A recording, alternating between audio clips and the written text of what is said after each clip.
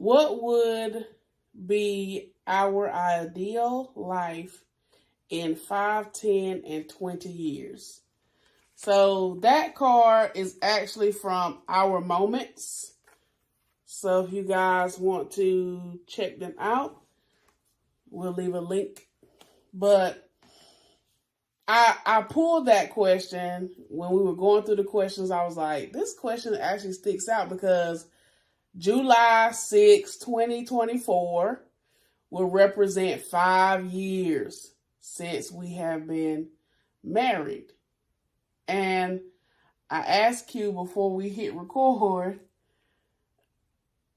was this what you thought of when you thought about 5 years from 2019? Is this what you thought of? And what did you say? Literally. I'm being honest. I didn't see it this way. So what did you see? I saw a little bit further by now. Okay. Yeah. Explain. So the reason I say that is financially, career. Mm-hmm. Like I'm now just getting in a career that I considered for a while. Mm-hmm. And also just us buying a home, different little things like that, which is not bad. We could, but we have made a solid decision to wait on certain things. Mm-hmm. So, and then some things have just had its appropriate timing. Yeah. It ain't been a bad 5 years. It ain't been a bad 5 years. I would say... It's been great, actually. Yeah, for sure. I would say, for me, honestly, everything is, for the most part, what I expected. There's only one factor, and Quentin already knows that factor. And we won't share publicly, but outside of that one thing, I'm really like, this is what I expected. I'm doing something new. You know, for those that don't know, I am in a master's program, and that program, I will be completing that program in May of this year, 2024. So that is something different because I actually put on my vision board, I found some documents from like 17 and 18. And I did actually say I wanted to go to school and get my master's degree, but it was actually in a different area. So I am pursuing a master's degree, but it's in a completely different area than what I initially said in the vision board or the vision documents. But yeah, I mean, that's so interesting. Like when we say the 5, 10 to 20, because now if you go back even further, you know, we graduated 2011, so we've already had our 10-year reunion. So, like, thinking about high school Quentin to adult Quentin, does this time match what you thought? Because now it's been over 10 years since we graduated. Well, that, like I said, I was thinking to be a bit further. Mm-hmm. However, I understand appropriate timing, and I see that timing has really just been training grounds for something bigger than what I saw initially. Mm-hmm. What I saw was very minute and small compared to where we're going now. Mm-hmm. Like, we can think of something like that's the ideal life, that's it. But that's so minute to what's in store for you. To what God really has. Right. Yeah. So my thinking is not God's thinking. And clearly, I mean, I'm reminded daily, weekly that it's bigger. It's bigger. But when something's bigger, it takes a little bit longer. Sometimes, like, to make the right business or make the right product, it may take 5, 10 years. Or that 20. Or 20. Mm-hmm. To have the most amazing product or outcome. Mm-hmm. So greatness takes time. That's it. Greatness does take time. And cultivating love takes time. You know, we had a clip on our page, and you guys can kind of go back and you'll see it. But the clip was about seasons. And I feel like we really need to understand in our relationships that there are different seasons. And like in this season of our lives, I really can say that we are maturing, you know, like the Brianna and Quentin from high school, for those that know us from high school, to the Brianna and Quentin today in adulthood and married, to, you know, the next level that we so desire. It's like, I can honestly say, thank God for the maturing, thank God for the testing, thank God for the pruning, because all of those things were preparation. And so we just want to encourage couples out there who are dating, engaged, or already married that look back. Take some time. This is our first tip. Number one, take some time and look back. Look back. There's actually a quote that says, look back and thank God, look forward and thank God.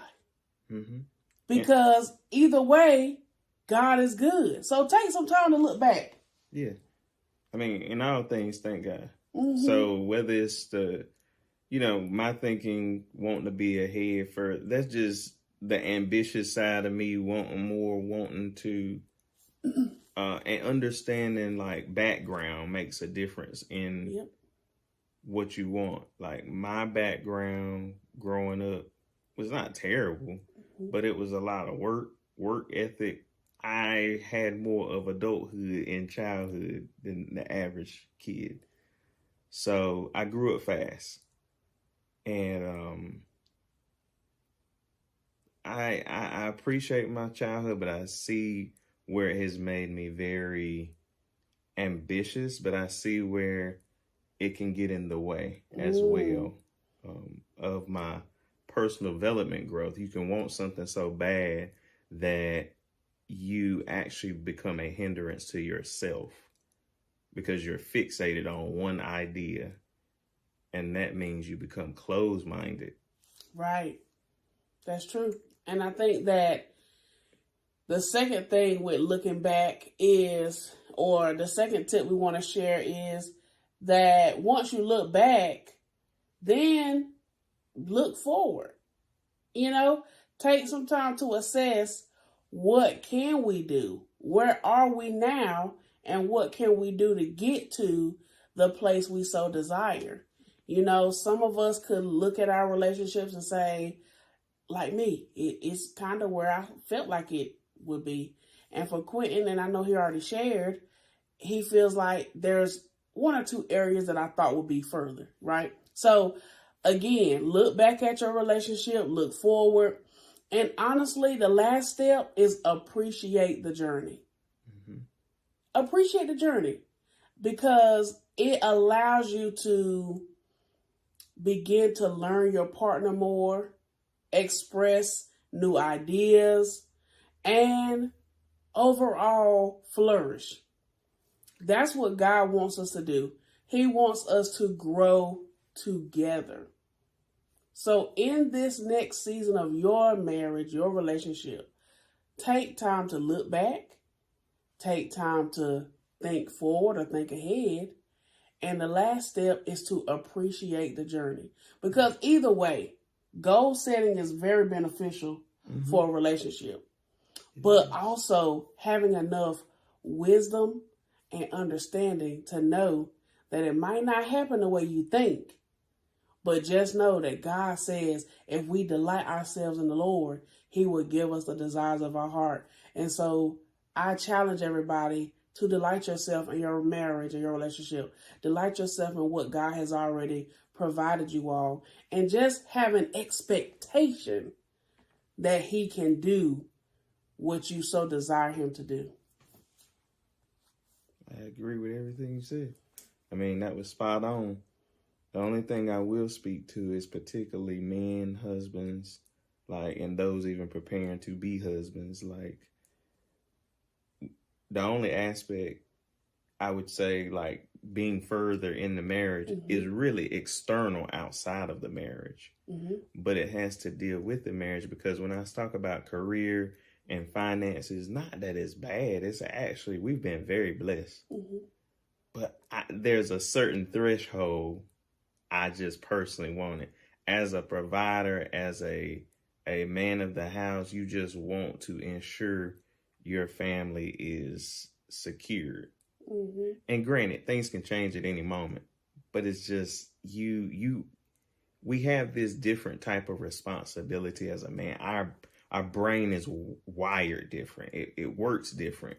We think responsibility. We think like making sure we are covered A to Z. Like we're not, we can literally detach emotionally just to do what we need to do to make sure the family is good.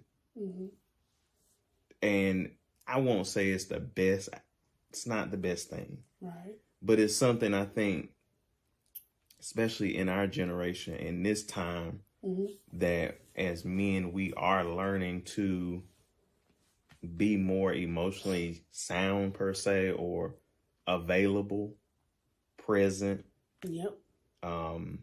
Often in the past, a lot of us, I'm sure, maybe, particularly even in my own family, like I saw very manly men, very masculine, like take care of the home, work, but sometimes they weren't emotionally present. Right. So like they let the money speak for them, but in all honesty, it can't. Tell it. Money is not everything. It's it is a resource, and it can be very helpful, but you have to, it's like a combo. You have to have the emotional side. You have to be in tune with your family, your wife, your children, you know, and even bringing the collaborations of your family together. And it's our responsibility as men to make sure our families, our household is taken care of financially, but also emotionally and spiritually. Let me not leave that out. So that's something I've been working through and learning over the course of the 5 years. And that's why I just wanted to clarify that. I know that sometimes it's not something men typically talk about, but I think it should be talked about amongst men more.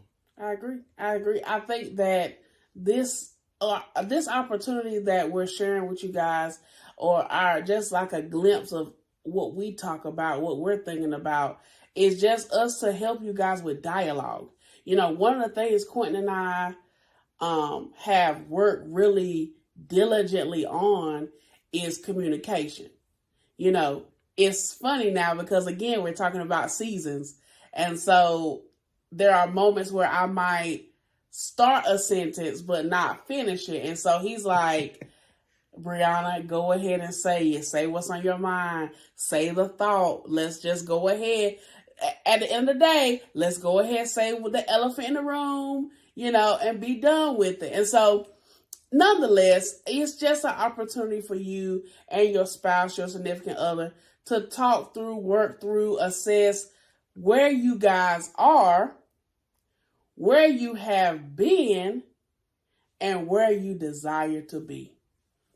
But we hope that the fruit of this conversation is to appreciate the journey. That's like the fruit of the message. Appreciate the journey. And remember, we call ourselves, our podcast, Resilient Love, because the journey of your relationship will begin to build a level of resilience, a level of like overcoming adversities and building up that love, building up that strength, building up your faith. That's why God gave us Resilient Love, because he wanted us to express that, exude that, and share that with you all, that you can have a fruitful marriage, you can have a fruitful relationship, you know, but you have to understand that there will be times of pressing, and you got to just stay on the wall for the marriage, but stay there. Right. Like Joshua said, I believe, be of good courage.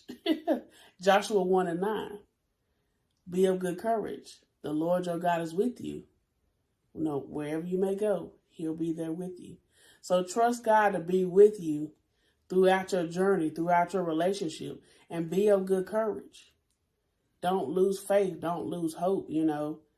And last but not least, just pray together. You know, spend time together, pray together, and let that prayer begin to bring forth more intimacy. I think that society, and Quentin and I talked about this, society has this intimacy is only in a more private setting, but intimacy is also being vulnerable in conversation. Intimacy is also going into prayer and sharing the heart that you have for your spouse, for what you desire for your relationship, etc. You know, that's also intimacy, vulnerability, and we cannot lose that. Mm-hmm. We got to keep that. We gotta cultivate that. You know, if that's not something you and your significant other do together, which is pray or share like very, very intimate, like I was thinking this or I want to do that, like sharing your heart. Like we have to share our heart with our spouse. You know, we give our heart to God, but in us giving our heart to God, when we said I do, we gave our heart to our spouse too. So having that trust to know that as I give my heart to God, I'm giving it to Quentin. And vice versa. As Quentin gives his heart to God, he's giving it to Brianna. And so trusting that there will be a level of care, you know, fragile. You know how the packages say, handle with care. Mm-hmm. That's what you and your spouse should be doing, handling each other's emotional, physical, spiritual thoughts and ideas with care, because that's what God does for us. You know, he cares for us. So, all right. Peace out. And just have the conversation. That's the main thing. And nevertheless, be resilient, stay resilient, and always choose resilience. And you'll get love.